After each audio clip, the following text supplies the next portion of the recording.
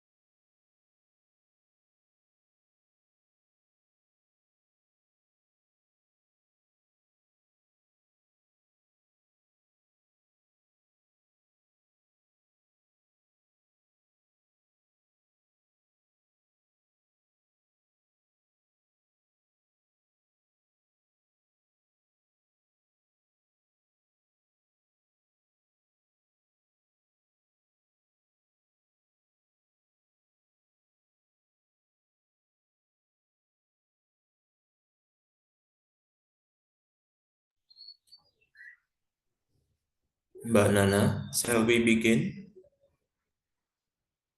Mbak Lulu, is it okay? Yes, yes. Okay, let me handle the screen. Take over the screen. Okay, so it is 9:30 sharp, so we can begin the event. Bismillahirrahmanirrahim. Very good morning, everyone. Good morning, Pak Rudi. Morning, Pak Rudi. Good morning, Pak Rudi. Okay. Assalamualaikum warahmatullahi wabarakatuh. Waalaikumsalam. Waalaikumsalam warahmatullahi Waalaikumsalam wabarakatuh. warahmatullahi wabarakatuh. Peace be upon you and warm welcome to all participants of the ESP sharing session 13, chapter 13, proudly presented by the Indonesian ESP Teachers Community. I am Muhammad Rudi from Universitas Malahayati in Lampung, and it is an honor to serve you as your Master of Ceremony today. Before we begin, I would like to remind all participants to stay with us until the end of the session, as we will have some exciting announcements and free e-certificate available for members of the Indonesian ESP Teachers Community. Let me inform you our agenda today. So there is an opening and then singing national anthem and then welcoming remark from the chair and then photo session and then the main event that is presentation from the two speakers. And then don't forget after the session we will have question and answer and then some important announcement from the chair, from the committee. So today we are privileged to have two distinguished speakers who will share their insights on critical topics in ESP. The speakers are Dr. Nilu Supartini, SPD, MPD from Institute Pariwisata and Business International, who will discuss AI in language teaching, opportunities and challenges. Welcome, Ibu Tini. Should I call you Dr. Tini? Yes, you can call me Dr. Tini. Miss Ah. Tini is simple one. All right. Okay, and then the second speaker will be Lia Amalia Amrina, SSMA from Universitas Gadjah Mada. She will present the effectiveness of project-based learning, analysis of business startup ideas for Gen Z. It sounds like about Gen Z. Hello, Ibu Lia. Hello. Welcome. Can you hear me? Yes, very clear, crystal clear.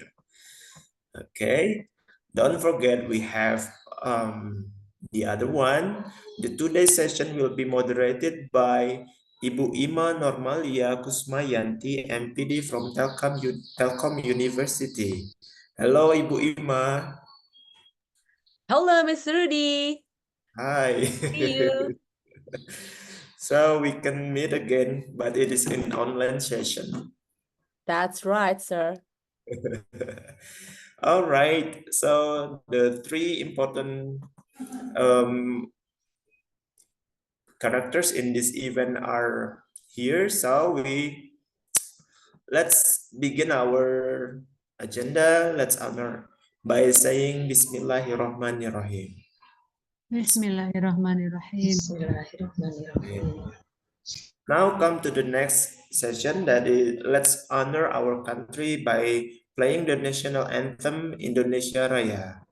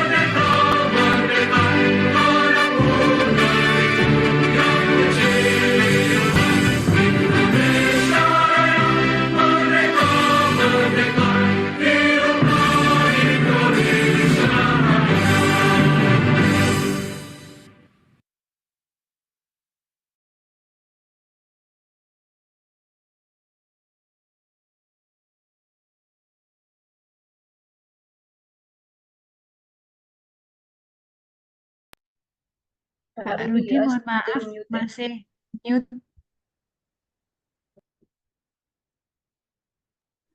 Thank you very much, Ibu Yuyun, for sharing the screen so we can together hear the national anthem. Moving on the next agenda, I would like to invite the chair of the Indonesian ESP Teachers Community to deliver the opening remarks. Please welcome Dr. Lulu Iswati M. Thank you, Pak Rudy. Assalamualaikum warahmatullahi wabarakatuh. Good morning, everybody. Waalaikumsalam warahmatullahi wabarakatuh. It's a true pleasure to welcome all of you to this sharing session organized by our wonderful Indonesian ESP teachers community. I'm thrilled today to see many of you here today, all eager to learn and share new ideas that will help us in our ongoing journey to improve the way we teach English for specific purposes.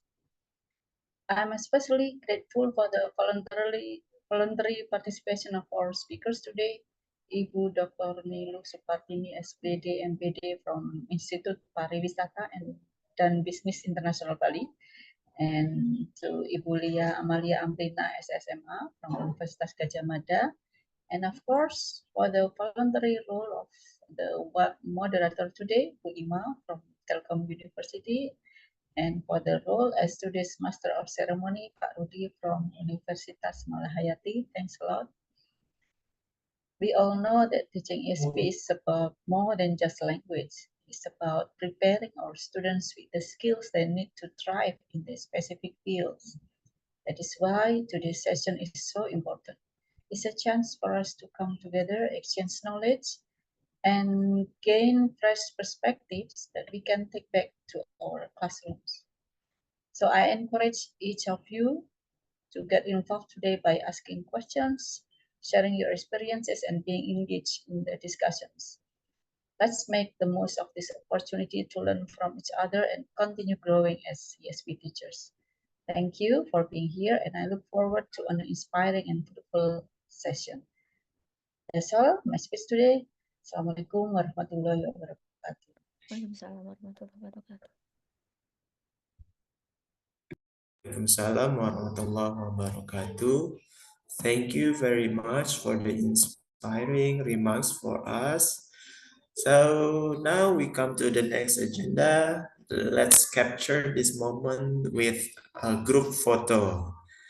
I kindly ask all participants to turn on your camera. We will see your best smile on the screen. So please everyone, turn on your camera. So Ibu Erni will help us to guide the photo session. Bu Erni, please Yes. conduct the photo Okay, session. Pak. I will take the first slide. Okay, 1, 2, 3. And I will take the second slide. 1, 2, 3. Thank you, Pak Rudi. You're most welcome, Bu Erni. All right, so we have got your best smile on the pictures. Now come to the next agenda, that is the main session from Ibu Tini and Mbak Lia. But before we proceed with today's presentation, allow me to introduce our esteemed moderator. Our moderator is Ibu Ima. Okay, so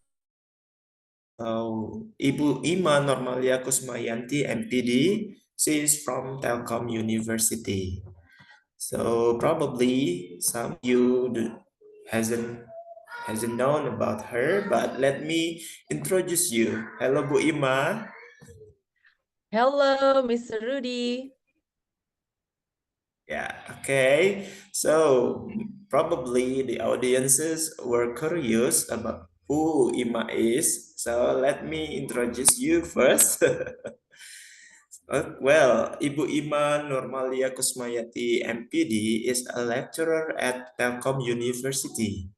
where she teaches in the Faculty of Industrial Engineering. Wow. With a background in English language education, she earned her master's degree from Universitas Pendidikan Indonesia, and currently she is pursuing a doctoral degree in language education at Universitas Negeri Yogyakarta. Right. She's from Bandung, but now studying in Jogja. Her career highlights include serving as a coach for the 2023 English Olympiad and acting as a reviewer for English teaching modules at the Ministry of Education. Wow, very outstanding. Her research interests span applied linguistics, curriculum and material development, and computer-assisted language learning, or we can call it CALL. She has contributed to various journals and conferences with recent publications exploring topics such as English medium instruction and digital tools for vocabulary development. I think you have a similar interest with me. She is also actively involved in organizations such as the Indonesian ESP Teachers Community and the Asian TEFL. So with her vast experience in the field, she will be guiding us through today's insightful session. So it is time for Ibu Ima to take the session. Thank you for your kind introduction, Mr. Rudy. This Yeah. is actually my second time, right, getting acquainted with Mr. Rudy. We were once participated in a teacher workshop a couple That's months right. ago. Integrating story into our class presented by Mangrove Education, Telkom University Language Center, and FILBA, an association for all university-based language centers in Indonesia. That's right. Hello, yes, that's right, Mr. Rudy. Fellow teachers, how are you today? Well, I hope everyone in this Zoom room are healthy, of course, and excited to listen, view, and participate in our 13 ESP sharing session. This is amazing. This is our 13th sharing session, Mr. Rudy. Well, I must say that today's ESP sharing session is rather intriguing because we deal with two most challenging areas for language teachers: artificial intelligence, AI, and Generation Z, Gen Z learners. I just discovered that extensive research has shown the combinations between the two, AI and Gen Z, can be an ideal combination for effective language teaching. We as ESP teachers or language teachers in general must acknowledge that and embrace the fact that our students are digital natives, while some of us are still digital immigrants trying to keep up with our dearest students. Fellow ESP teachers and language teachers as well, today we have two presenters, Dr. Nilu Supartini and Ms. Lia Amalia Ambrina, who will share their best practices to integrate AI and one of promising teaching methods for Gen Z learners, project-based learning, into our classroom.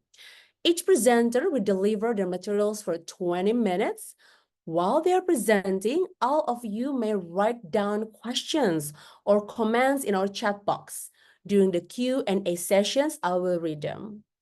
Without further ado, let's get to know our first presenter, Miss Tini. Hello, Miss Tini. How are you today? Hello, Miss Ima. Nice to meet you, Miss Ima. Nice meeting you too, ma'am. Are you in Bali right now? Yeah, sure. I'm in Bali Denpasar. Oh, I see. All right. Allow me to introduce you to our audiences today, ma'am.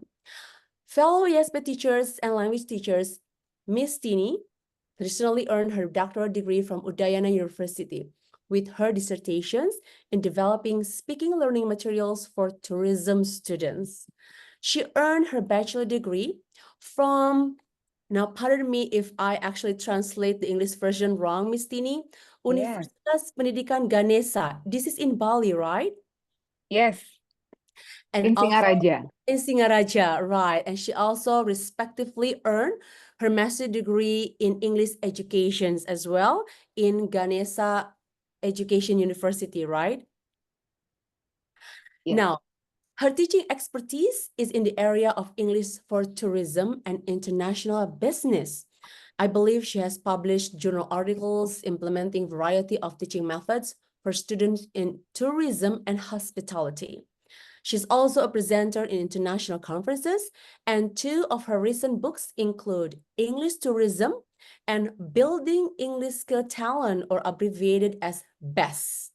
She currently teaches at STP Nusa Dua Bali and Institute of Tourism and International Business. Ladies and gentlemen, let's welcome Dr. Niluh Supartini. The screen is yours, ma'am. Okay, thank you, Mbak Ima. Miss Ima ya, I call you Miss Ima. Such a great opening from you as a moderator today. I'm grateful to know you. This is my first time. Before I start the presentations, I would like to share the slide first. Okay.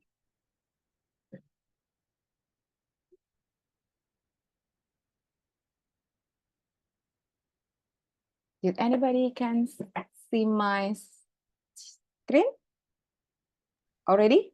Yes, Miss Tini, we can see it. Okay, thank you.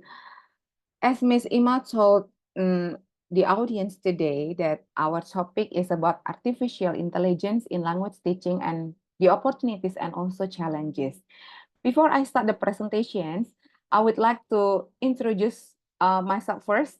Yeah, as Miss Ima tell you that my name is Tini. You can call me Miss Tini. And this is my campus, Institut Pariwisata dan Bisnis Internasional. Jadi tadi Miss Ima said in English ya. You translate the name of my campus in English, so it's quite different. Yes, that's right, ma'am. But it's okay. Actually, I would like to introduce my university, my campus first. This is one of campus in Bali, which focuses on tourism, hospitality, and also business. So when everyone here never listens my campus, I hope when you visit Bali, you have to visit my campus. Yeah, you have we are able to have discussions for the future collaboration. Miss Ima ya, if you want to visit Bali, just visit my campus. Absolutely, ma'am. We have tourism actually for diploma in our campus.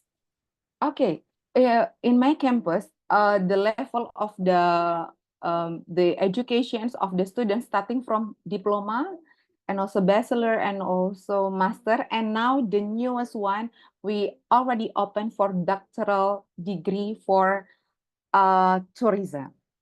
So is anybody want to continue your doctoral degree? You might come to Institut Pariwisata and Business Internasional. Yeah. Thank you. We go to our topic today. When we talk about artificial intelligence, can anybody here tell me what is in your opinion about artificial intelligence, which is familiar with. Okay, before I would like to tell you some points that I would like to deliver today. The first one is about overview of AI in language teaching. And then second one, the benefits of using AI in language teaching. And then the third one, challenges of implementing AI in language teaching. And the fourth one, example of AI tools in language learning and teaching. And the last one, conclusion.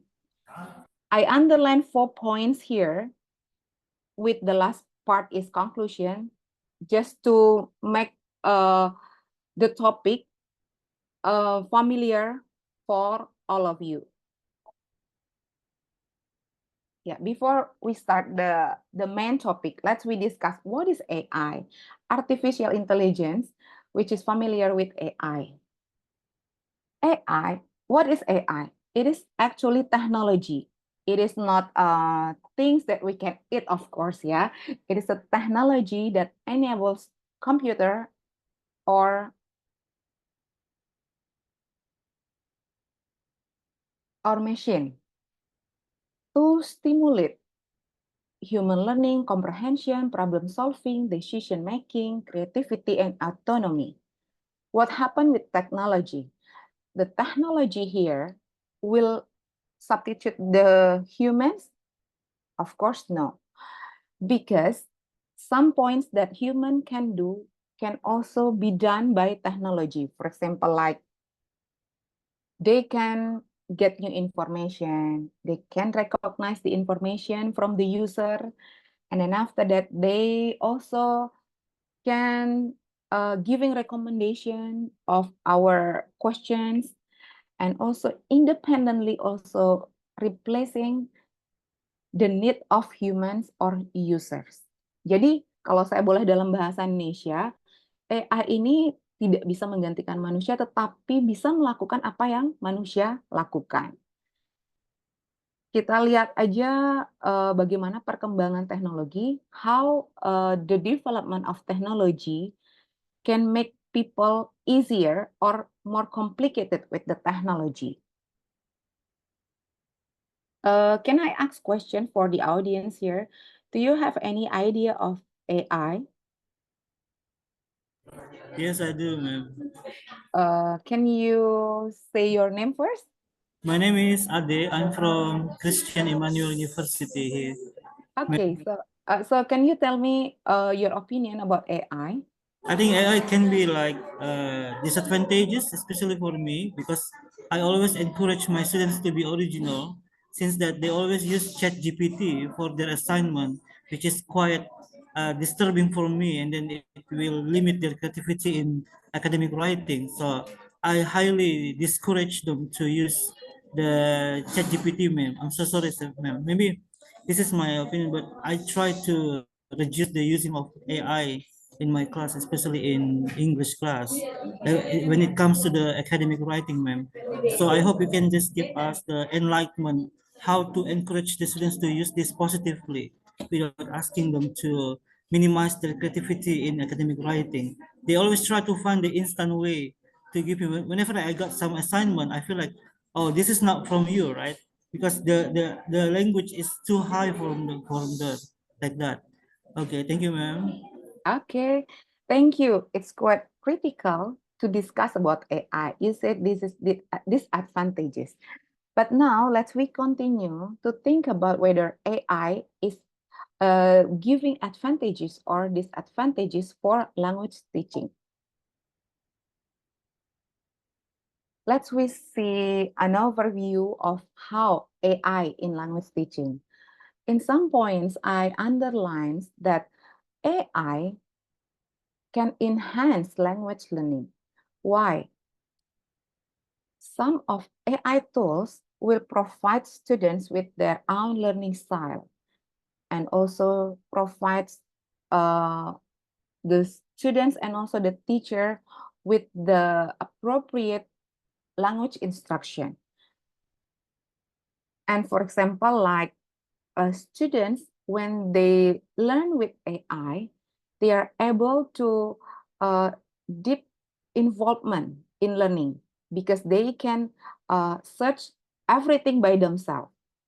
So it is quite different with the traditional learning, which is the students have to waiting for the teachers, and then after that they cannot find any information in a very easy way.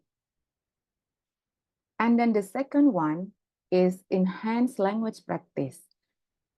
AI provides a variety of interactive language platform and also directly give feedback, and also the content can be personalized by the teacher, so that students are easily to get a lot of language practice with the AI tools that already developed by the researcher or practitioner.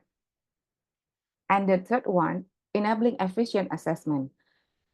In recent, AI is very useful to provide teacher and also learners in giving assessment, because in assessment, it can provide automatic grading and also performance analysis and also error analysis. For example, like when we use Grammarly to check your writing, it is directly check what is the error, what is the mistake when you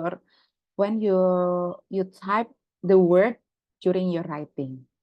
Whenever we back to the traditional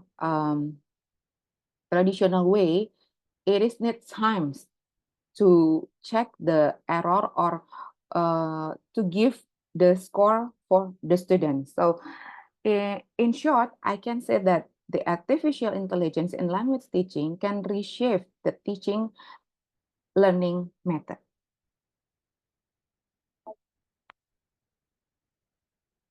And then the next one is the benefit. Although the previous audience said that, oh, I disagree, but remember that AI also provide us with some benefits. As I mentioned previously, that the benefit that we can get from the use of AI in language teaching is personalized learning experience, in which the students is able to choose their own style to learning, and also they are able to deeper involved in the process of teaching and learning. They are able to gain a lot of information, a lot of sources. For example, they can learn the right pronunciation from the applications, AI tools by themselves. So they don't need to wait for the teachers to tell the right pronunciations where they are confused to pronounce the word. And then the next one is facilitating interactive language practice. So a lot of AI tools provide us with a language practice, and also in the terms of gamifications, games, questions, worksheet that are able to get in an easy way. Jadi untuk belajar bahasa itu sangat mudah ditemukan dengan menggunakan AI. Banyak sekali latihan-latihan yang bisa kita dapatkan melalui AI tools di sini. Next, I will tell you some AI tools that we can use for learning and also for teaching language. And then the third one is enabling effective performance assessment. This is the very beneficial for teachers, of course, how to assess the student in a very easy way, because the systematic grading than the previous traditional grading that we have to do as a teachers can change the way how to do the assessment. However, we have to remember that we have to underline some points that we have to assess.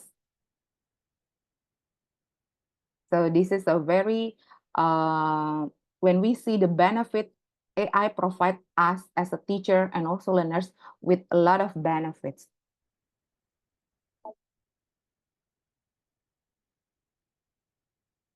However, when we see there are also some challenges we have to do with the implementing AI in language teaching. Besides, we see some benefits of AI, we have to think some points here when we use AI in language teaching. As the previous opinion about AI, we have to remember that, sorry, I have to move this word. Okay, technical assessment, because this is technology. Teknologi itu tidak ada habisnya ya. It should be updates many times and also have to maintain. Jadi kalau kayak HP itu selalu ada yang baru dan kita harus update. The users, the teachers, the learners have to understand, have to be able to keep on this technical assessment. Jadi kita memang menggunakan AI, tetapi kita harus ingat bahwa AI itu adalah teknologi yang harus diupdate terus. Karena kalau dengan itu saja itu tidak akan cukup juga, karena dia tidak seperti manusia ya. Kalau teknologi selalu terupdate. Dan dia terintegrasi with existing system. And then the next one, we think about pedagogical consideration, in which we have to underline that with AI, we less of human interactions.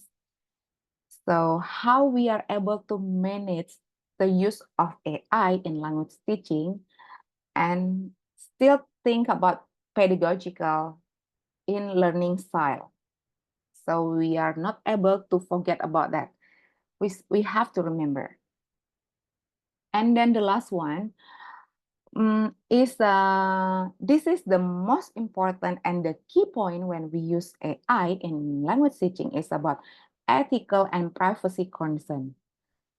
Because the data when we use in technology should be safe and should be data privacy and security should be built. So that's why when we use AI, we don't forget to remember about the ethical code and also how to keep the data in a very safe way. Jadi kalau kita menggunakan AI, kita harus mengingat bahwa ada data-data yang harus kita jaga juga. Tidak bisa semua kita berikan secara langsung. Jadi privacy is a concern and also ethical. Yeah, some points also that I have to underline with these points about challenges is how we are able to use AI. AI is a technology. AI is a machine. So when we ask them to do something in a correct instruction, in a correct clue or ideas, they will provide us with a good information. However, when we give the clue in a very short and also in a very general ideas, I think the machine also will confuse. So that's why the use of AI will not be beneficial anymore.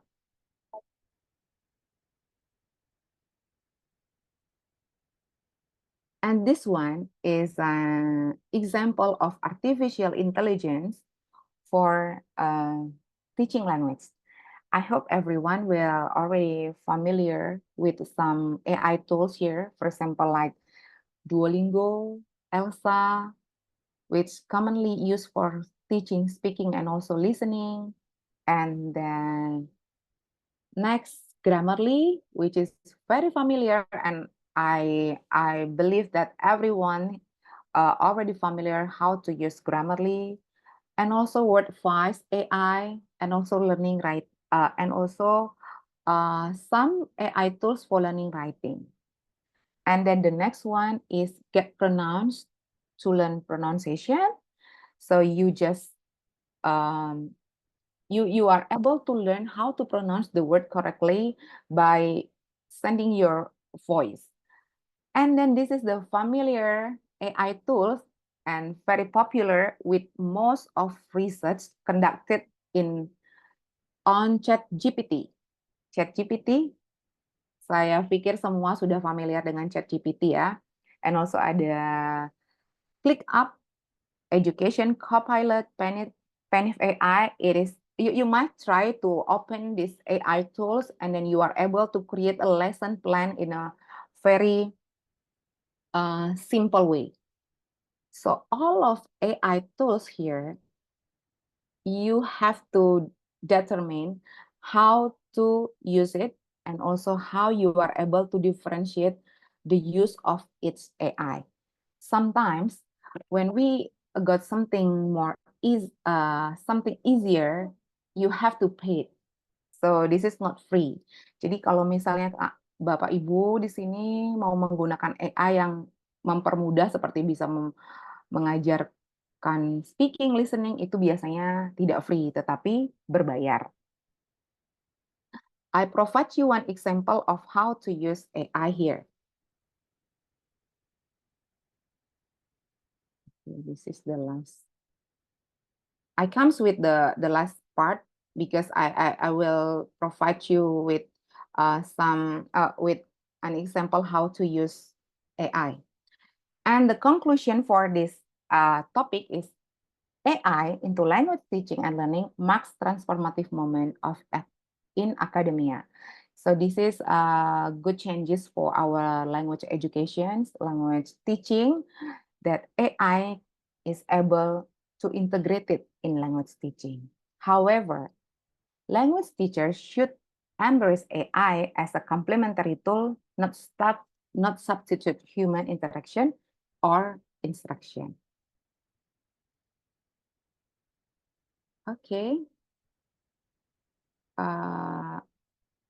Maybe in the question session, I will show you how to use AI in a very simple way. So it will be beneficial for us. Thank you. I hope you get the point, because this is my last quotation that I would like to share to all of you. Yeah. Remember one thing, that technology will not replace great teachers, but technology in the hands of great teachers can be transformational. Thank you. I give it back to Miss Ima. Thank you for the time, Miss Ima. Yes, thank you very much, Miss Tini, for your insight on the two sides of AI, I believe, right? So there's always the good and the bad, and I think I would like to highlight the ethical challenges that we are facing as teacher if we want to integrate AI into our classroom. Well, ladies and gentlemen, before we are going to ask Miss Tini here question, let's hear it from our second presenter first. Let me say hi to Miss Leah. Hello, Miss Leah. How are you today? I'm fine. Okay, thank you, Miss Ima. Yes, Miss Leah, are you in Yogyakarta right now?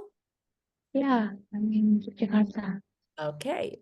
Well, fellow ESP teachers and also language teachers, Miss Leah is currently pursuing her doctorate degree in linguistics in Gadjah Mada University. She earned her bachelor degree in linguistics from Ahmad Dahlan University and her master degree in linguistics from Gadjah Mada University. Now, I believe her area of expertise is in linguistics and culture, because she has published her work in academic journals and proceedings, and she has also presented her research in international conferences. She worked as an English teacher in SMP Muhammadiyah 3 Yogyakarta and was a part-time lecturer at Ahmad Dahlan University. Now, what struck my eyes was one of her recent research is titled Symbolism and Meaning in the Changing Nomenclature of Privileged Institutions in Yogyakarta, a socio-onomastic study. Ladies and gentlemen, let's welcome Miss Leah Amalia Amrina. Go ahead, Miss Leah, the Okay, stage is yours. thank you for this time. I will share before.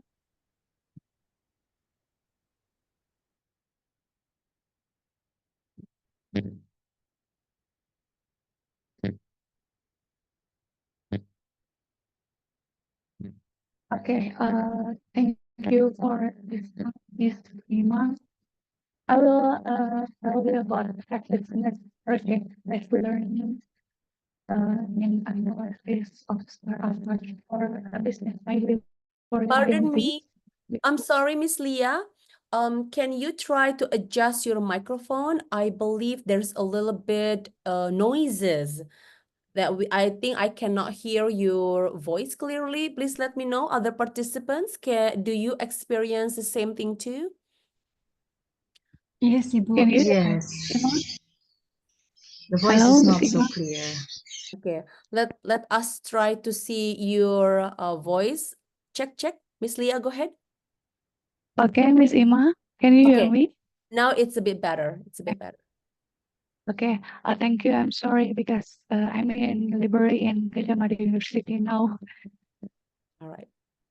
Okay, I will tell you about analysis of startup is in a business idea for Gen Z, because my students are Gen Z now, and it's very interesting topic for Gen Z or other lecturer maybe. And first is what is project-based learning?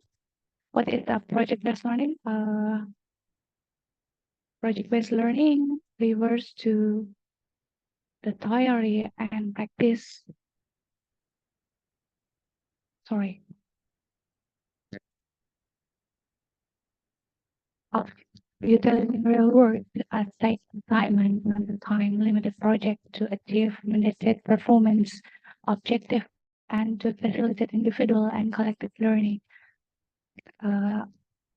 Based on Smith and Dodd 1997, and the second is the use project for about learning, and a task achievement is most typically associated with action learning, which assume that people learn most effectively when working on real-time problems that occur in their own setting. And then another perspective for project-based learning that focus on the learning potential of project in the action science. Tradition associated with risk agrees and Donaldson 1974 and 1978. This is another action science seeks to uncover unspoken or granted assumption that everyone learning or that defensive channel experience processing into reflective self patterns. And then another perspective or third perspective is project-based learning arises from the tradition of action research. Before actions, science, and the third perspective is project-based learning arise from action research. Action research seeks to bridge the gap between researcher and practitioner by combining theory of building with the research on practical problems. And then the last about the project-based learning, the fourth perspective indication for project-based learning is the community of practice tradition associated by Wenger and Brown. So action research seeks to bridge the gap between researcher and practitioner by combining theory, building with the research on practical problems.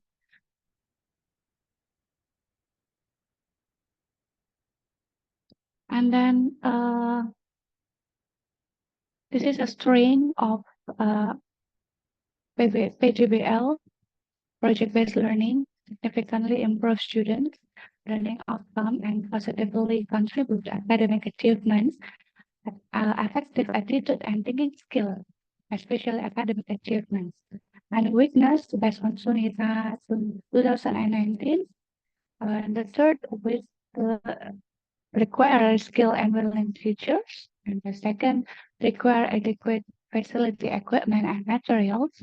And the third difficult involving all the students in the global world. This is our online generation shock consumer. Before 1960, baby boomers, and then Gen X, 1961 until 1980, Gen X, maybe Bapak Ibu, and Gen X or Gen Y. And then Gen Z, Gen Z around 1999 until 2010, Gen Alpha now, 2010 and 2018. With my student also in Gen Z, and maybe in the first semester in Alpha. This is online shock consumer in Indonesia. I will speak in bahasa konsumen konsumen online shop terbesar di Indonesia around rentan usia antara 19 sampai 34 tahun. Itu ada Shopee, Bukalapak, and then Tokopedia, and they better to buy online shop than offline shop. And then the second runs 39 under 54 old 29,55 ini seumuran seumuran pengajar ya 35-54 tahun juga suka membeli di online shop seperti itu. Dan yang paling rendah di umur 54 tahun ke atas. Jadi orang-orang sekitar 54 tahun ke atas more better to use start dan online shop. And then perangkat yang diakses selalu menggunakan handphone pribadi keduanya atau bisa menggunakan. And then this is exploring business idea because I teach in Faculty of Economic in Ahmad University, so I try to learning about business idea. And I make a summary. Exploring business idea, the first market needs demand. So, and the second is passion. And then the third is interest and hobbies, experience and occupation, and family business. Family business is banyak sekali namanya mahasiswa yang melanjutkan bisnis keluarga.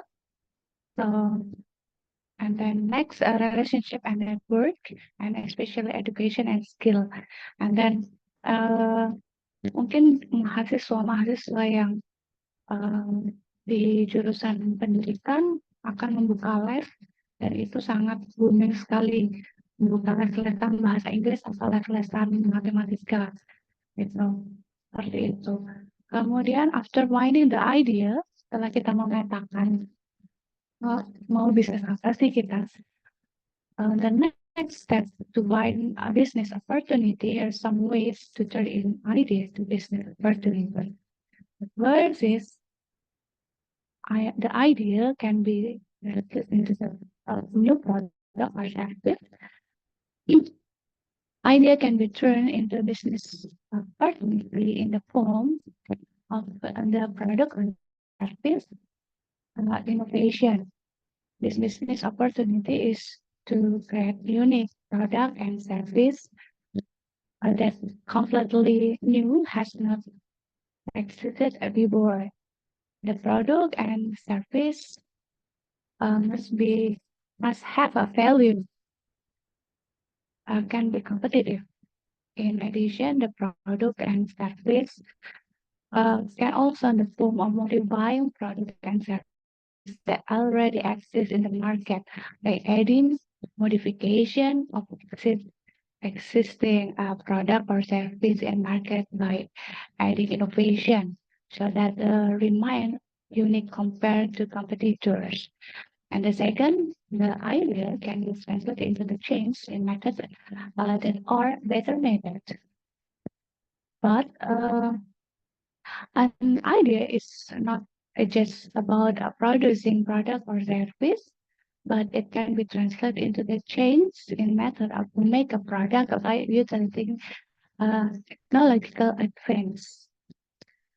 Make a product or service by utilizing technological advance. For example, during a pandemic, many housewives didn't dare to leave house to fulfill their kitchen needs. They purchasing a big version of the service application by purchasing household needs. And the third idea can be translated into modification between goods or service by doing a job. This way, this can be done by modify good or service product by doing a job, produced by doing a job as a business opportunity. Idea into the business opportunity, the trick of to add special service to the consumer, so they are more certified and loyal the product. For example, providing free shipping, the convenience online system, one of the COD system, maybe. Okay, this is analysis, my students' presentation with a SWOT analysis. The SWOT analysis is a technique used to identify strength, weakness, opportunity, and threat for the business or even specific project. It most widely used by organizations from the small business or non-profit to the enterprise, but SWOT analysis can be used for the personal purpose. SWOT is a strength, weakness, opportunity, and threat. This is my student result or business ideas. They want to grade from the entrepreneur student development program for ministry education and culture.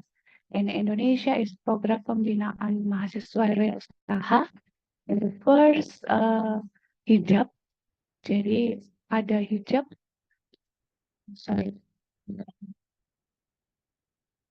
Yang kedua ada keripik bisnis ayam pop seperti itu yang di frozen. Dan itu mereka menang mahasiswa wirausaha yang didanai oleh Kemendikbud. And then this is sample of video, ada sedikit video sampel mahasiswa. Sebenarnya ini mahasiswa yang baru semester awal, semester 3, ketika dia mempresentasikan ide bisnis mereka dalam bahasa Inggris, di mata kuliah bahasa Inggris. Banyak sekali sekarang mahasiswa yang mempunyai ide bisnis yang macam-macam, seperti thrift, baju-baju second hand. Itu banyak sekali mahasiswa saya yang mempunyai outline store yang thrift seperti itu, store thrift. Kemudian mereka juga wirausahanya itu lebih dapat daripada ketika saya menjadi mahasiswa. Seperti itu. Ini adalah contoh ketika mahasiswa yang masih semester 3, dia mempunyai ide bisnis menjual infus water di hari Minggu ketika di Mandala Gerida dan di Tanmor UGM, dan profitnya banyak sekali. Dan alhamdulillah mereka bisa mencukupi uang saku mereka sendiri dengan ide-ide bisnis seperti ini. Mungkin ini bahasa Inggrisnya belum terlalu bagus, tapi ini suasana kelas di kelas saya ketika saya share saja videonya ketika mengeksplor ide bisnis mereka.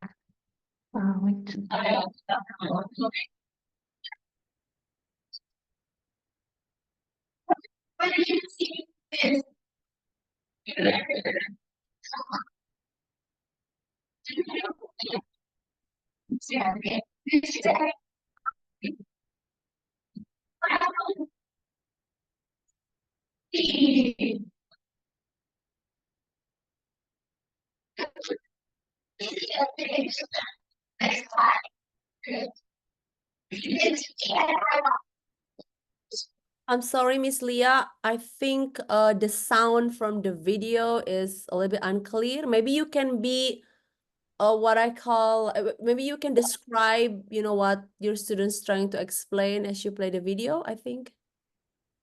This is a SWOT analysis. They use SWOT analysis about infus water. Jadi mereka menganalisis menggunakan SWOT dan ini juga, sorry, I don't have PPT dan tidak punya PPT mereka. Mungkin saya lihat di sini ada ingredients-nya, kemudian ada harga dari produk jualan mereka, dan ini sangat menarik sekali ketika mahasiswa bisa mempresentasikan ide-ide bisnis mereka yang ternyata bisa menggali dengan bahasa Inggris ya tentunya. Jadi seperti ini juga ini business questions dan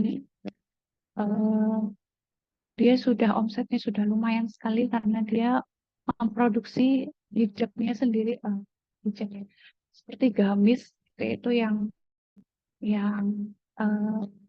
bisa dijangkau oleh mahasiswa. Jadi gamis-gamis yang sekarang bentuknya menggunakan cadar seperti itu yang lagi hits. Kemudian ada juga yang thrift, yang paling menarik adalah ketika ide bisnis itu healthy food.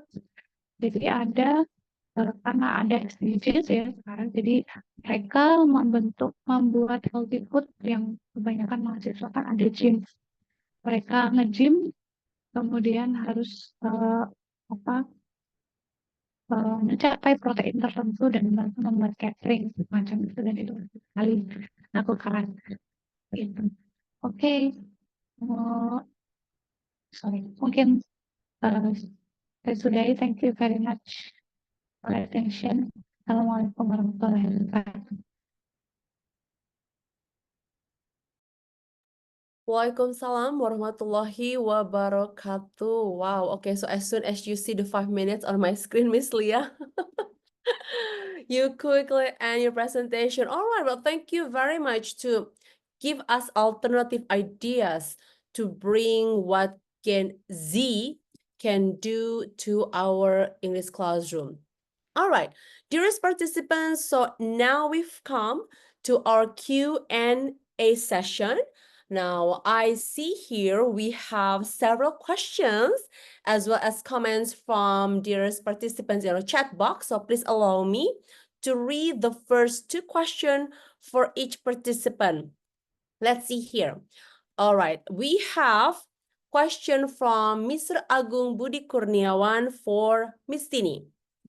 So his question is, Miss Tini, how or are there characteristics or specific features of written text that's the result of AI at a glance or without using software checker? Or maybe his question is perhaps how can we quickly notice if our student is using AI or not without using software checker? And then the next question is for, hold on, let me allow you to answer the question first. Go ahead, Miss Tini. Okay, thank you, Miss Ima. Well, I'm very surprised because when we see the chat box, there are a lot of questions. As it means that the audience are very interesting to talk about AI in language teaching, of course. Yeah. The first question I will try to answer from Bapak Agung Budi Kurniawan. Bapak Agung, can I answer the question based on my experience, yeah, during my experience as a lecturers, as an English lecturers, especially in tourism and also hospitality, in the field of hospitality and tourism, I ever found some writing tasks in which they use AI. Let's say specific one is ChatGPT to create the tasks, and the other one they use their own knowledge because they are not familiar with the ChatGPT tools. How can I differentiate? How I'm able to make sure that the result of the task is the result from AI? It's easily to find out the difference because when the language or the choice of the first one we saw the points is the language, the choice of the vocabulary used in AI is not daily vocabularies. I mean, like they tend to use formal vocabularies. So I know the ability of my students. So I see this is a very impossible that the student can use these kinds of vocabulary. And then second one, we go to the structures of the language. English for hospitality and tourism student is not the main subject that they have to learn. It is also impossible when they have a good points in grammar whenever they write down something on the text. And then the third one, we talk about the the consistent of the language, the consistent of the sentences. I think the students with their own ability to write down in English, they have their grade. So when they use AI, the language, the sentences that AI provided is very consistent and kalau bisa dibilang dalam bahasa Indonesia, bahasanya itu sangat formal dan baku. Tapi kalau dalam sehari-hari mereka tidak pernah menggunakan kalimat atau pilihan kata-kata yang seperti itu. Jadi mudah sekali merecognize bahwa itu adalah bukan bahasa mereka, tetapi itu adalah the result of machine, something like that. I hope it's quite enough for Bapak Agung Budi. Terima kasih. I give it back to Miss Ima. Thank you for your elaborations. I'm sure Pak Agung Budi is still curious, but let's hold off. And I'm going to ask question to Miss Leah. So there are actually 3 participants asking about how to assess PBL in language classroom. Before you answer that, please add what kind of task that would be appropriate for different levels, beginner, pre-intermediate, and advanced, if we want to include PBL, and how do we assess students' language skills? Go ahead, Miss Leah.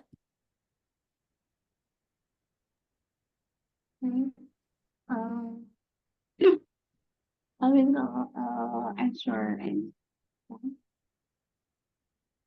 based on my experience. I don't. Hold on, Miss Leah, are you still using Sorry. mic? Okay, all right. Okay, sorry. Okay, it's based on my experience, I use tools like TikTok and then Instagram and then YouTube to give untuk memberikan tugas mahasiswa because karena dunia TikTok and then Instagram itu sangat dekat dengan mahasiswa. Jadi itu sangat efektif sekali untuk mahasiswa mengeksplor kreativitas mereka menggunakan bahasa Inggris or apa namanya untuk tugas-tugas mereka. Kemudian kalau Facebook saya agak sanksi karena tidak banyak mahasiswa yang sekarang mengakses Facebook. Mungkin zaman sekitar usia 50 tahun atau 40 tahun ke atas sekarang lebih menggunakan Facebook daripada TikTok, Instagram ataupun YouTube seperti itu. Jadi tugas-tugas semua dimasukkan ke dalam platform tersebut, ada TikTok, Instagram atau YouTube. Kemudian YouTube juga bisa dimonetisasi. Jadi semua tugas-tugas mahasiswa itu ketika dia mempunyai akun sendiri dan itu bisa dimonetisasi. Dan itu terjadi di mahasiswa saya karena banyak sekali tugas dosen, kemudian tidak hanya bahasa Inggris, tapi juga dosen lain. Tapi dia menyampaikannya menggunakan bahasa Inggris untuk akunnya di akun mahasiswa tersebut menggunakan bahasa Inggris dan dimonetisasi. Dan ternyata mendapatkan uang juga dari TikTok, kemudian Instagram maupun YouTube. Itu lumayan untuk jajan-jajan yang mahasiswa kan seperti itu. Nah, kemudian tugas-tugasnya biasanya lebih ke kita kalau menurut saya untuk pengalaman saya itu lebih relate ke dunia mereka. Misal ini ada sekarang kan lagi marak mahasiswa yang senggol-menyenggol kampus kayak gitu. Dia show up tentang university life-nya, kemudian show up tentang prodinya. Nah, itu juga untuk melatih speaking mereka menggunakan bahasa Inggris dan bisa juga untuk blow up prodi atau universitasnya. Itu kan iklan gratis ya, maksudnya untuk promosi gratis dengan mahasiswa tersebut gitu. Kemudian assessment-nya yang saya gunakan adalah kontennya, content of case analysis, itu sekitar 30% analisis, explain clearly and detail with a creative idea and business plan with a clear source, either online or in a print, or as well as other relevant source.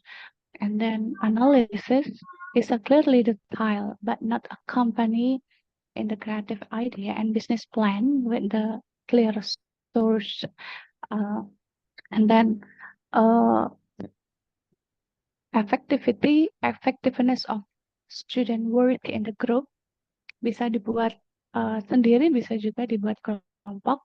Kemudian bisa collection time. Jadi assessmentnya ada collection time karena mengedit video, kemudian membuat video menggunakan bahasa Inggris, mereka harus tagging video berulang-ulang. Jadi collect time-nya juga harus kita kita gunakan untuk assessment gitu. Mereka kan harus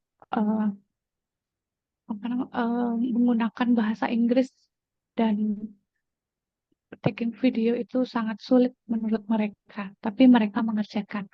Kemudian ada presentation style, itu biasanya ada mahasiswa yang gugup, kemudian ada mahasiswa yang speak with the passion, transmit the passion, kemudian enthusiasm toward the audience, dan sebagainya. Seperti itu. Oke, thank you. Itu Bu Ima. All right, Miss Leah. Now, I think Mr. Hold on here. I need to check on the chat box just in case I mispronounce his name. Mr. Asri Suhud and also Mr. Herida can contact Miss Leah if they're still curious to see, an example of lesson plans, how to plan 16 meetings of one semester for the PBL and also the rubric, right? Is it more for writing or is it more for speaking? As you mentioned, it's a combination of content and also language skills as well. All right. Now, Miss Tini, there's a second question for you, and I think this is very interesting. I'd like to elaborate the two questions from our two participants, which is Miss Solis Setiana, and also this is coming from Miss Luh Eka Susanti. So what kind of criteria can we implement as teacher to ensure that we select AI that promote student-centered learning? Go ahead, Miss Tini. Okay. Thank you, Miss Ima. Yeah. This is a very contextual questions when we implementing AI.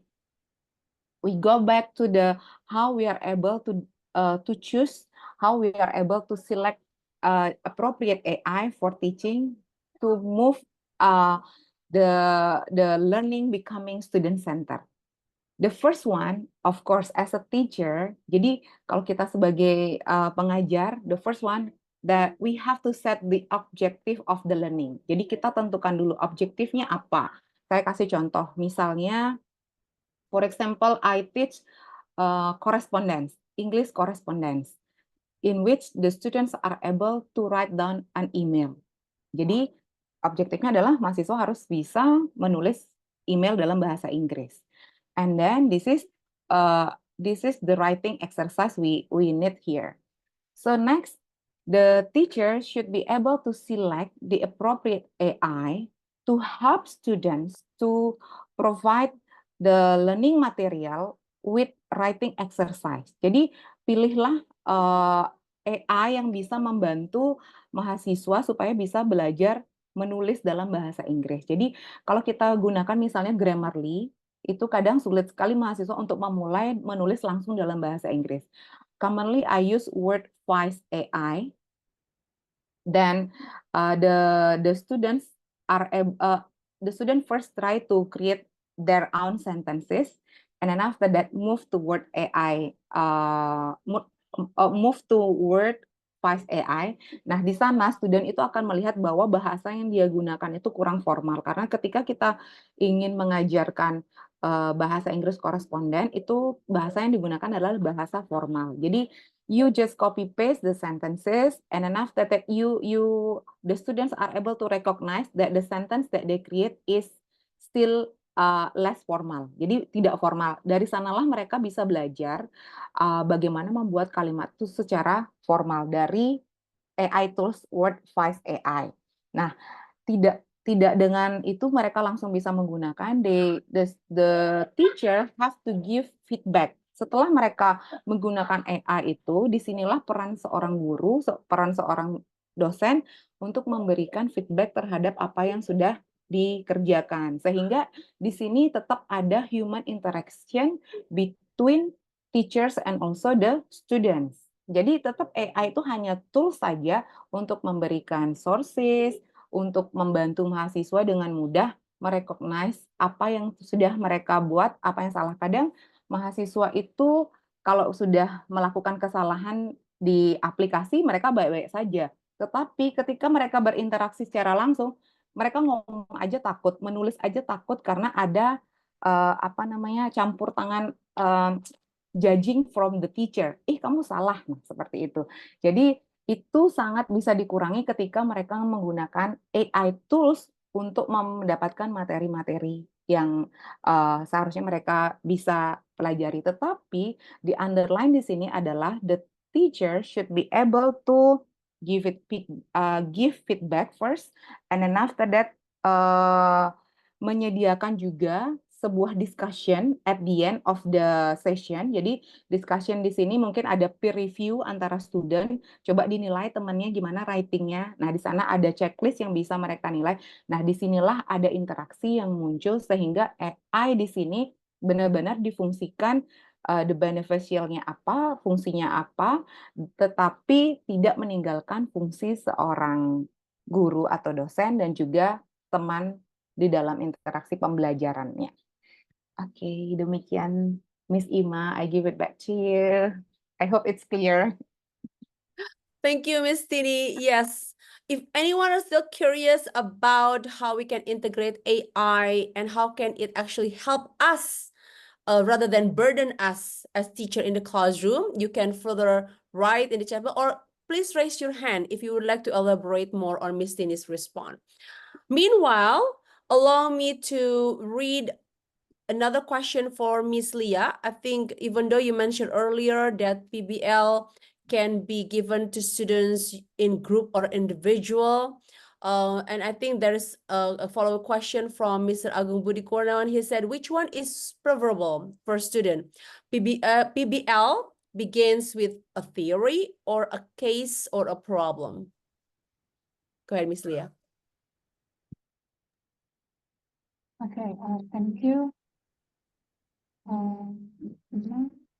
Maybe in my experience of PBL. The microphone, please, Miss Leah. Sorry. Okay, in my experience, PBL combined with OB, outcome-based education. So,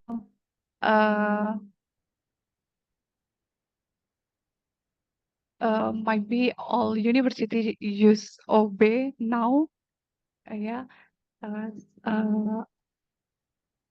And then itu saja, Bu. Hold on, let me elaborate. OB outcome based. All right. So what was your response, Miss Leah? Sorry. Pardon me, what was your response, Miss Leah?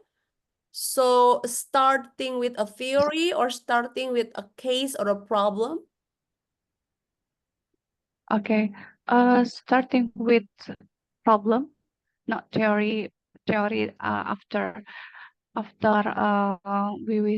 we do a case, and then they find a case, and we compare with theory in the last meeting, like that. All right, thank you, Miss Leah. So instead of providing a theory first, you provide a case or a problem, right? That would be easier for student to start, and then later you elaborate them and connect it with the theory. Okay, well, I believe we still have some time. I think I'd like to put forward a question from Mr. Asri Suhud for Miss Tini here. we've come across with variety of social media that students may encounter, and it's also mentioned by Miss Leah earlier. We have Instagram, TikTok. So how can we negotiate the emerging technology in English classroom, or particularly for general English or ESP, in terms of the effect of its hallucinations, bias, and privacy? Go ahead, Miss Tini. Okay. Thank you, Miss Ima. Who is the Herida? Siapa yang tadi nanya ya? Mr. Aswir Suhud, yes. Aswir. Okay, Mr. Aswir Suhud. As I previously mentioned that the first thing that we underline is the objective of the learning. Jadi kita tetap berpedoman pada objektif. Kalau misalnya ada TikTok, terus ada apa tadi, ada IG, ada ya semacam media sosial yang sering digunakan, if it is useful and relate with our objective, why not? Misalnya kita memerlukan konten, kalau saya misalnya mengajar di bisnis digital ya, saya perlu sekali konten-konten terkait dengan how we promote something in social media. Of course, we have to filter some information or examples dari contoh-contoh yang ada di sosial media. Jadi itu based on objektif saja kalau menurut saya dari pengalaman saya. Jadi apa yang kita targetkan, jika itu bisa ditemukan di dalam sosial media seperti di TikTok, Facebook, atau sejenisnya, why not? We try to filter and then we have a discussion. Jadi tidak hanya diambil terus di copy paste, tidak seperti itu, tetapi kita akan discuss bagaimana sebuah iklan atau bagaimana sebuah bisnis itu bisa disampaikan di media sosial. And then AI di sinilah yang akan membantu how the students are able to generate the information from social media into the task. Jadi ke dalam tugas yang kita berikan. Nah, ingat, setelah tugas itu dibuat, disinilah perannya kita berikan feedback secara humanity. Jadi feedbacknya itu tidak hanya seperti kuisis yang skor sekian selesai, tapi ini kita berikan feedback, oh sepertinya kalimatnya kurang tepat. Yang itu tidak bisa diberikan melalui AI, itu perlu penyampaian dari seorang lecturer or teacher. Maka dari itu human interactions, saya underline lagi sekali, we have to underline the objective, and second one, we need to remember human interaction and also student interaction during teaching and learning process.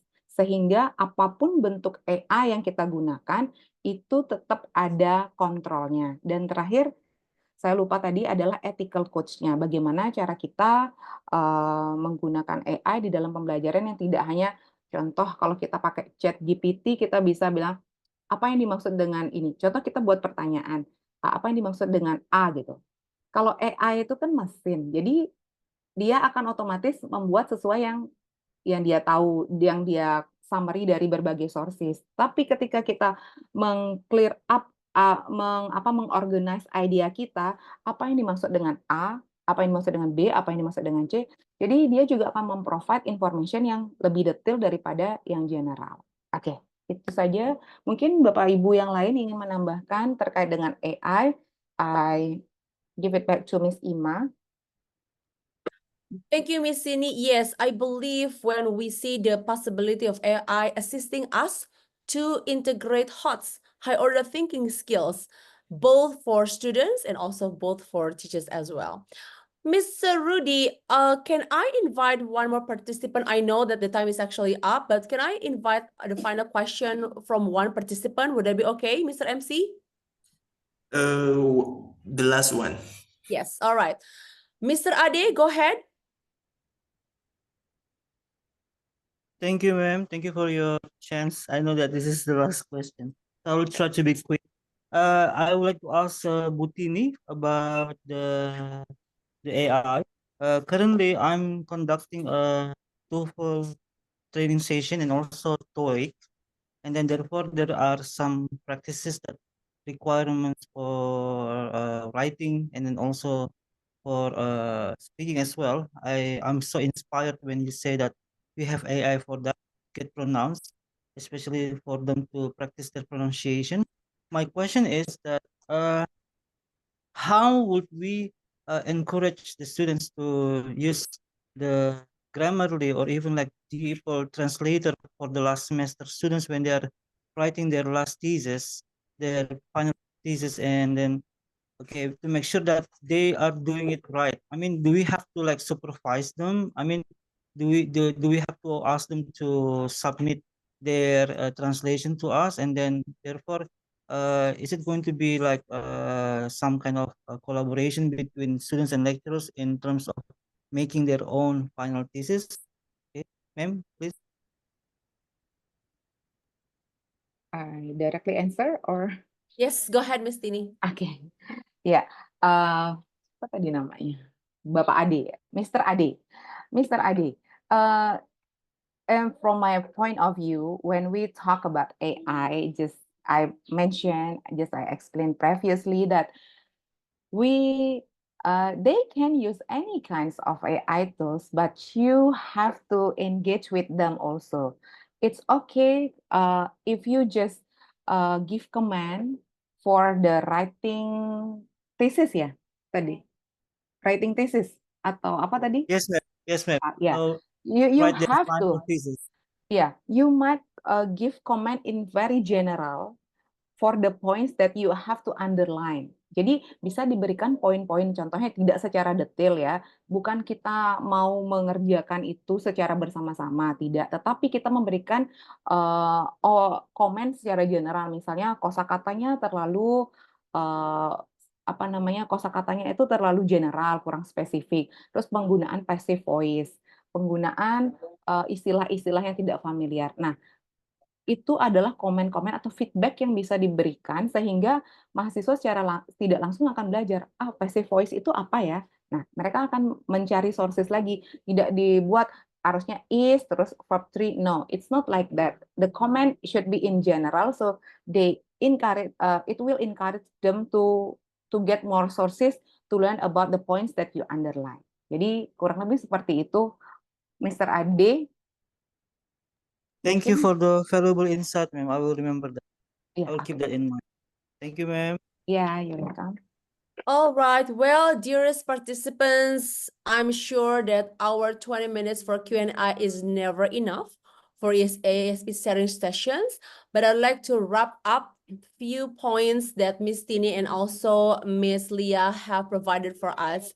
I believe today they open our eyes to see the possibilities of how AI can be our best teaching assistant and how despite the rigid planning, the rigid implementation, PBL can be a promising teaching method that is actually student-centered, involving our students to show that their learning experience can be more inside and also outside of classroom. Thank you very much for your participations, dear fellow ESP teachers and language teachers, and I return the screen to our MC, Mr. Rudy. Well, thank you very much, Ibu Ima. It was very interesting topics. Many participants were engaged in the question and answer session. Even we need additional time to discuss more about AI in the language teaching and also project-based learning. So there are still many mysteries to be uncovered. Is that right, Ibu Ima? Absolutely. So I give a salutation to two of our presenters, Miss Tini and Miss Leah. Let's give a warm applause. Miss Rudy, I forgot for us to do that. Let's give emoticon, love emoticon, right? For them. All right. I'll put my emoticon. Rockets. All right. That's my emoticon. It brings, so the presentation from the two speakers just bring us to the higher level. Yeah, Bu Ima ya. Okay. And it is time for us to the next agenda announcement. So the committee will announce something We are nearing the end of the event, but before we conclude, I'd like to invite Ibu Dewanti Ratna. Ibu Dewanti Ratna, can you reach me, Bu? Hello, Right. okay.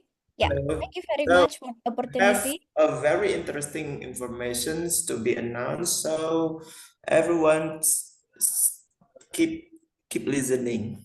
Okay. Thank you so much, Mr. Rudy.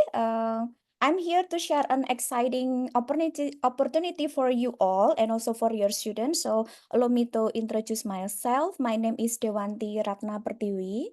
Let me have a share screen.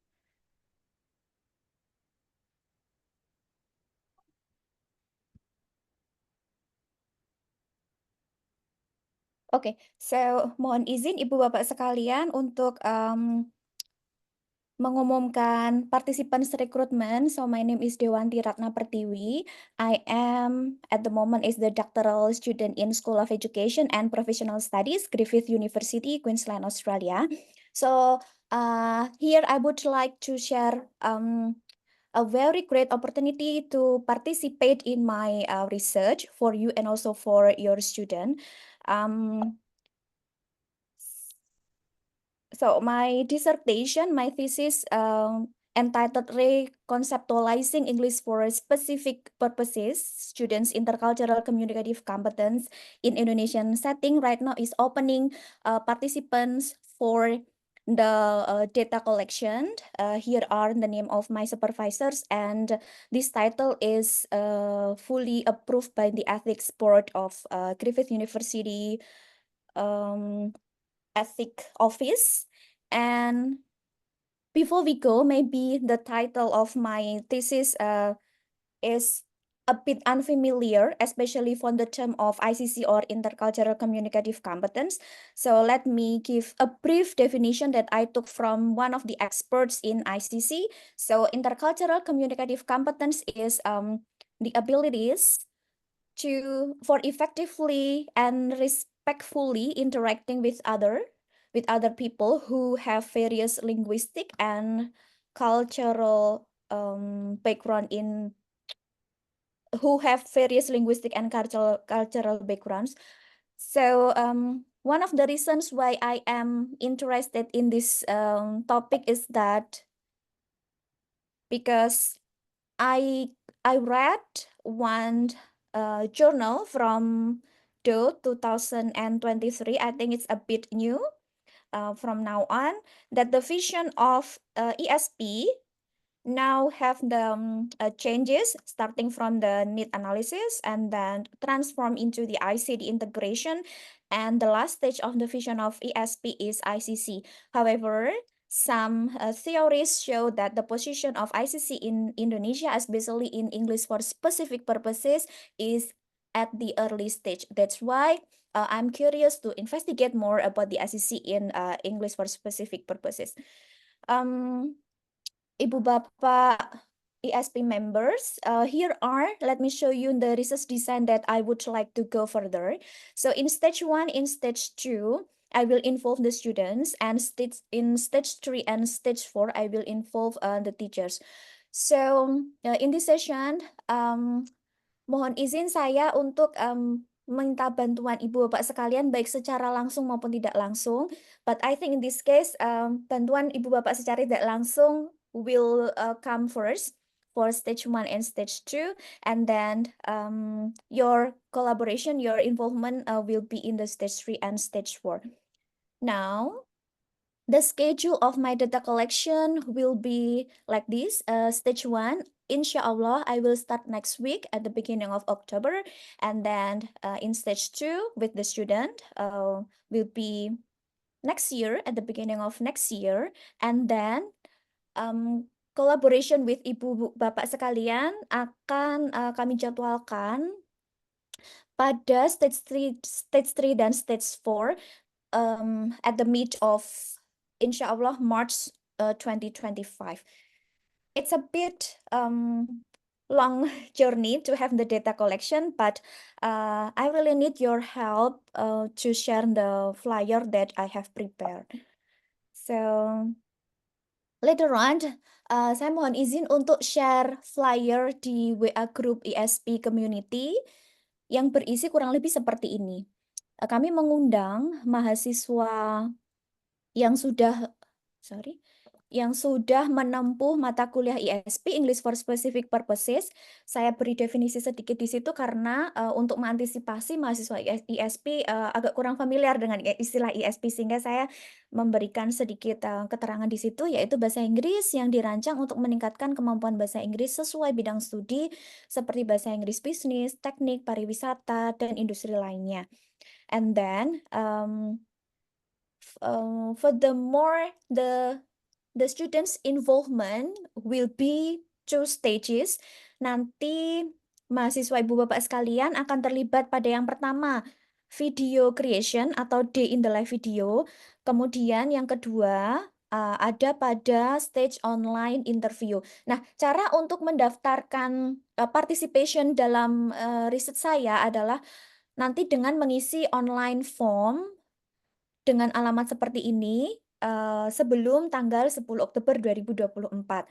Lalu sebagai bentuk terima kasih kami, nanti mahasiswa ibu bapak akan mendapatkan insentif berupa voucher belanja sebesar Rp150.000 pada stage video creation, kemudian voucher belanja Rp150.000 pada sesi online interview. Nanti apabila mahasiswa ibu bapak sekalian memerlukan informasi lebih lanjut, dapat menghubungi email saya atau nomor HP saya di sini. Lalu, ini untuk keterlibatan ibu bapak yang secara tidak langsung. Kemudian, pada bulan Maret nanti, saya insya Allah akan share flyer ini untuk mengundang partisipasi ISP teachers, ibu bapak sekalian, pada stage 3 dan stage 4 online interview yang akan dilanjutkan secara langsung dengan video elicitation. Saya masih menulis tanggal tentatif 2025 melalui Google Form ini. Stepnya hampir sama dengan tadi yang flyer untuk student. Lalu nanti sebagai bentuk ucapan terima kasih kami, ibu bapak sekalian yang terlibat pada proyek ini akan kami berikan voucher belanja sebesar Rp400.000. Jadi, in conclusion, there are some steps that we are going to step up together. The first is, nanti saya mohon izin untuk share flyer, kemudian minta bantuan ibu bapak sekalian untuk membagikan flyer dan informasi di bawah flyer tersebut kepada mahasiswa ibu bapak yang berminat untuk turut serta dalam proyek penelitian kami. Kemudian nanti akan ada mengisi online form, kemudian akan ada lembar informasi, kemudian yang keempat adalah lembar persetujuan atau consent form. Nanti akan ada beberapa kesepakatan bahwa dalam ethical research nanti akan ada A, B, C, and so on. Kemudian akan lanjut pada stage 1, student video creation, kemudian student interview, kemudian stage 3 dan 4 adalah keterlibatan ibu bapak sekalian pada teacher interview dan video elicitation. In case ibu bapak sekalian atau mahasiswa ibu bapak sekalian memerlukan letter for institution leader karena mungkin untuk terlibat dalam research memerlukan izin dari pimpinan perguruan tinggi, meskipun nanti anonymity dalam research ini akan sangat kami jaga. Namun apabila diperlukan surat kepada institution leader, kami akan menyediakan dan kami akan mengirimkan kepada pihak yang disebutkan dalam online form yang akan saya bagikan nanti. Oke, thank you so much. These are the announcement from the committee, especially I myself as the researcher from Griffith University. Terima kasih, saya kembalikan pada Mr. Rudy as the Master of Ceremony. Wassalamualaikum warahmatullahi wabarakatuh. Waalaikumsalam warahmatullahi wabarakatuh. So I believe 3 participants just stick online here because we are curious, and then we found the answer that it is really valuable to receive the shopping voucher from Ibu Dewanti, but it is more than just the voucher. Actually, our participation in her research will be kind of contribution to development of empirical betterment and then theoretical improvement, kind of that. Hopefully like that. Thank you very much to Dewanti, but usually she's called Punana. All right, those the important announcement. Finally, I would like to express sincere gratitude to our distinguished speakers, moderator, and all of you for your active participation in today's session. We hope that the insights shared today will benefit your teaching practices. That's the most important thing, is it can bring a betterment on our classes and we find satisfaction from our student. Don't forget to stay connected with the Indonesian ESP teachers community for future events. You can join our WhatsApp group. And once again, thank you, and we look forward to seeing you at our next session. Have a great day ahead. Wassalamualaikum warahmatullahi wabarakatuh. Waalaikumsalam warahmatullahi wabarakatuh. Waalaikumsalam warahmatullahi wabarakatuh. Thank you. Thank you. Terima kasih Thank Bapak you, Ibu Bapak Ibu. semua. Thank you, Bapak Ibu. Have a nice weekend. Dan Mbak Lia. Thank you. Terima kasih Miss Tini, Miss Suluk, Miss Nana, and Miss Thank you. Bu Rudi. Ima, kapan-kapan kita kopdar ya, Bu Ima. Oh, dong, Pak Rudi di Bandung kan? Bu Yes. Ima semester berapa, Bu? Saya